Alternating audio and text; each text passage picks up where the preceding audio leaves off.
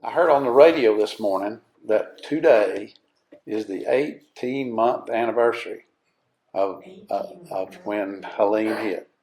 Today's the 27th of March, and it was the 27th of September, 24 when that came through, and started coming in really on Thursday. Our work started on Wednesday before.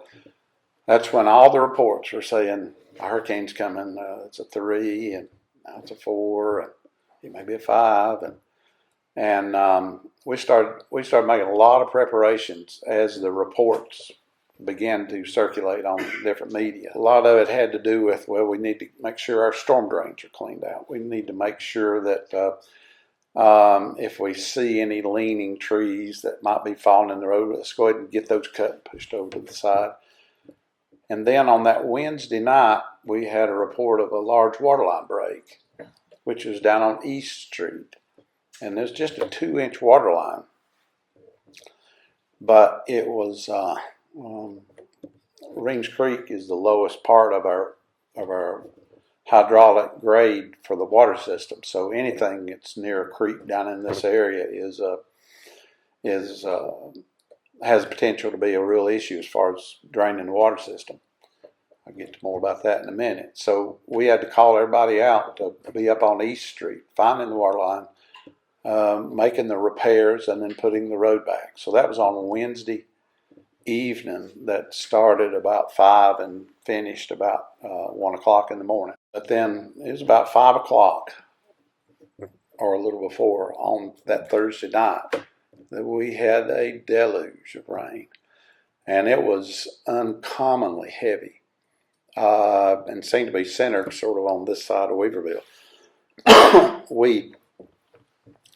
I was at home as most of our people were, and then we started getting calls from the police department, and for the first time in anyone's recollection, including Larry Sprinkle, who pretty much remembers everything about the town, far back as he can go. The water actually ran over the dam on Lake Louise, and nobody remembered that ever happening. And right over there is what we call our saddle dam. That's the smaller dam. There was a thin layer of water that filled up the lake and was going across the road and over onto Mr. Hickey's property.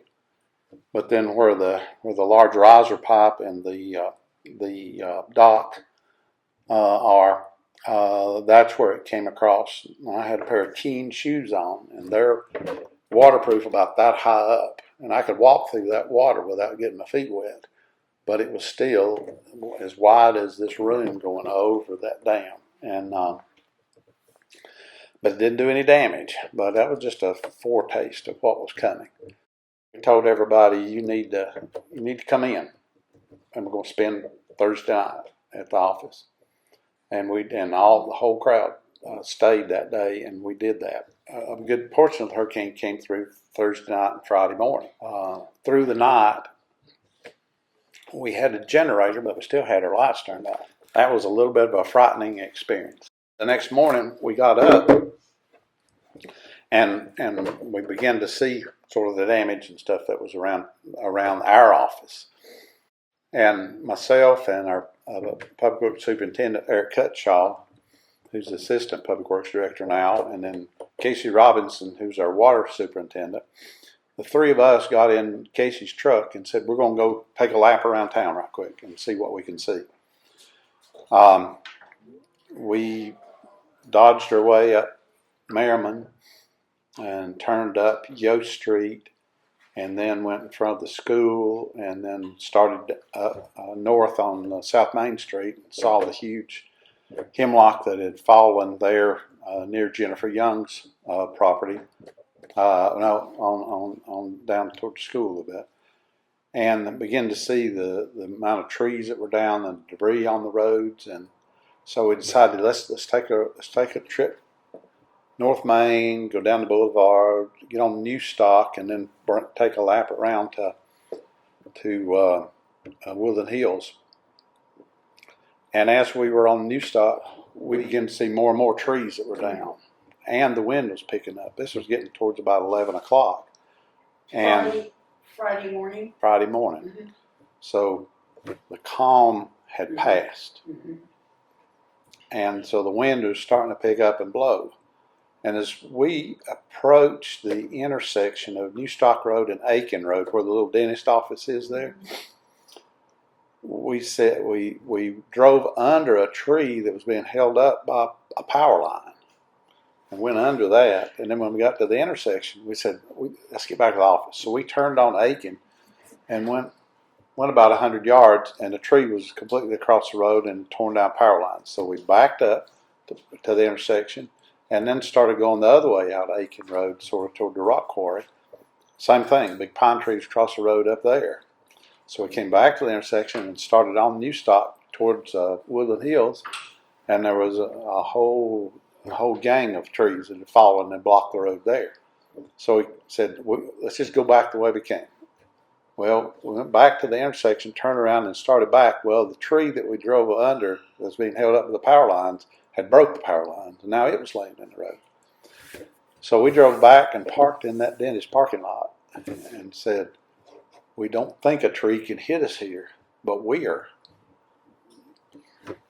trapped. And again, that was around 11-ish or so. And the three of us all tried to call the office so we could tell the guys getting a truck and with a chainsaw and come cut us out. Well, mine had lost signal by then.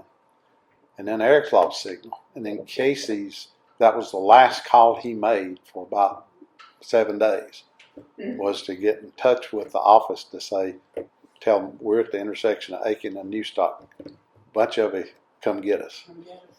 And about 45 minutes later, we saw the truck on Aiken Road coming toward us, but they were having to cut trees out of the way to make a path for us to go. And then we drove across power lines to do that. That's a sort of a sign that things were happening.